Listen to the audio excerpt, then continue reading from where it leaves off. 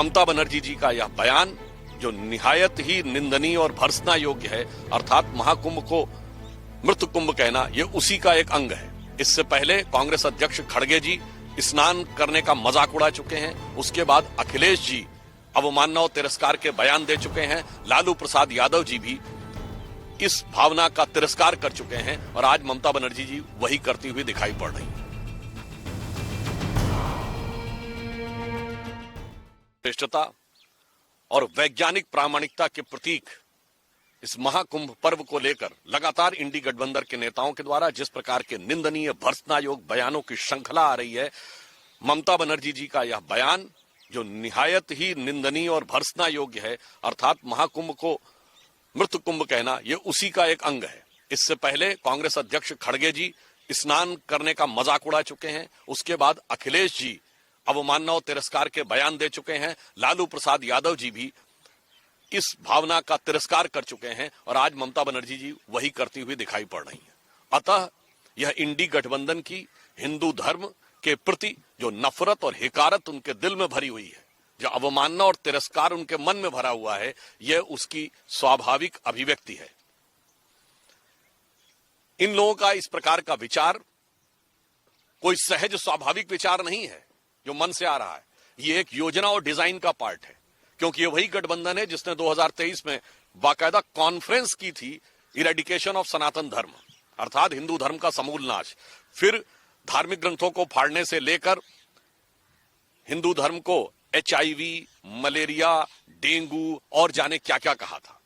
और ये लोग उस योजना का अंग हैं जिसने 2021 में दुनिया के बड़े बड़े विश्वविद्यालयों में एक कॉन्फ्रेंस की थी, डिसमेंटलिंग ग्लोबल हिंदुत्व, यानी संपूर्ण विश्व से हिंदुत्व को ध्वस्त करना।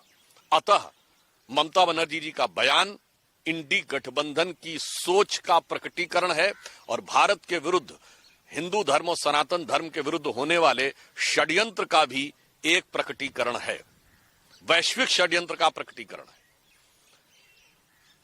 यद्यपि ये लोग हिंदू धर्म, सनातन धर्म और भारतीय संस्कृति के लिए कितना भी विश्वमन करते रहें, परंतु हम तो उन विचारों को आराध्य मानते हैं, हम तो उन भगवान शंकर को उसका प्रतीक मानते हैं जिन्होंने कि जगत कल्याण के लिए कंठ में विष धारण किया और जगत का कल्याण किया।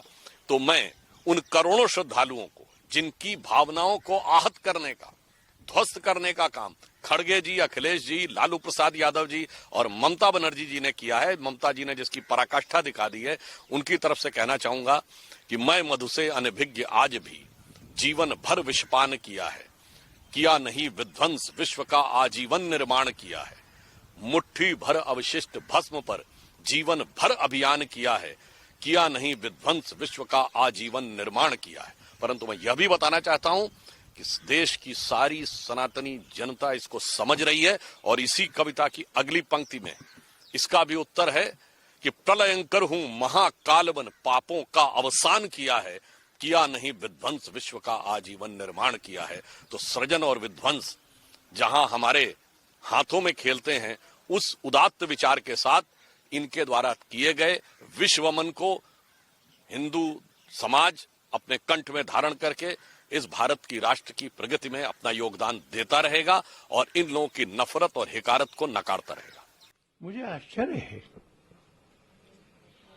विश्व का हिंदू समाज ये मानता है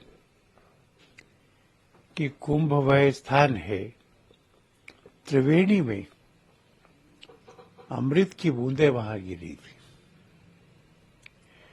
और इसलिए हर 12 साल बाद में एक निश्चित अवधि में लोग अमरता की कामना लेकर, लोग अमृत पान के लिए, इस जीवन में अपने दोषों से मुक्त होने के लिए और मृत्यु के बाद मोक्ष प्राप्त करने के लिए आते हैं। कोई निमंत्रण देता नहीं, कोई बुलाता नहीं, कोई खर्चे की व्यवस्था नहीं करता। पंचांग देख करके अपनी श्रद्धा से वहां करोड़ों लोग आ जाते हैं। क्या ममता जी को ये कल्पना है कि रात में 1 बजे असंख्य असंख्य लोग माघ पूर्णिमा की रात्रि में स्नान के लिए बैठे हुए थे? इतनी सर्दी में कपड़े उतार के स्नान करना, कोई डॉक्टर भी इसकी सलाह नहीं देगा। श्रद्धा से अमृत पान के लिए इस पूरी श्रद्धा को अनदेखा करके कल्पवासियों ने अमरता के लिए जो तप किया उसको अनदेखा करके, जो धर्म सभाएं और शास्त्रार्थ हुए उसको अनदेखा करके, एक दुर्घटना को आधार मानकर उसको मृत्यु कुंभ कहना, ये हिंदुओं से घृणा करने की पराकाष्ठा है।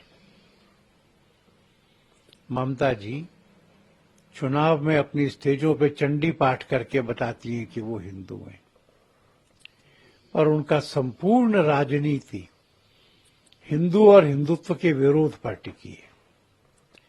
मैं समझता हूं उन्होंने एक बहुत गलत कमेंट किया है, और मैं जानता हूं कि बंगाल की जनता भी इसको स्वीकार नहीं करेगी। क्या बंगाल में दुर्घटनाएं नहीं होती? क्या गंगा सागर की प्रबंध व्यवस्थाओं में से दुर्घटनाएं की बात हमने नहीं सुनी है? क्या हम सब ये नहीं जानते कि 1954 के कुंभ में जब इतने लोग नहीं आते थे, भगदड़ मची थी, 800 लोग कुचलकर मर गए थे। उत्तर प्रदेश की जनता ने अच्छे से अच्छी व्यवस्थाएं करने का प्रयत्न किया, साधारणतया सफल भी हुई है। एक दुर्घटना से उस पूरे सफल प्रयत्न पर पानी फेरना, मैं समझता हूं कि ममता जी राजनीति के कारण उनकी बुद्धि उल्टी हो गई है, इसलिए उन्होंने ऐसे दुर्भाग्यपूर्ण शब्दों को बोला है। देखिए, उनके लिए तो माफ करना, एक धर्म विशेष की अगर बात हो, क्या कुंभ को आज वो मृत्यु क्या वर्ड बोला उन्होंने, मृत्यु कुंभ है। अब बताइए, क्या इस्लाम के किसी पवित्र पर्व के बारे में ऐसा बोल सकती हैं? क्या इस्लाम के प्रति जब लोग हज पर जाते हैं उसके प्रति ऐसी लाइन बोल सकती हैं? हजारों लोग वहां मारे गए, क्या उसके बारे में ऐसी लाइन बोल सकती हैं वो? केवल ये खूबी क्या है सनातन धर्म की कि तुम कितनी भी गालियां निकालो फिर भी बर्दाश्त करने की सीमा है। ममता जी, आपको खुद आज इस बात पे लज्जा और शर्म आनी चाहिए जो आपने अल्फाज कहे हैं। इससे पवित्र जगह को आप मृत्यु कुंभ बता रही हैं, इससे बड़ी शर्म की बात नहीं हो सकती।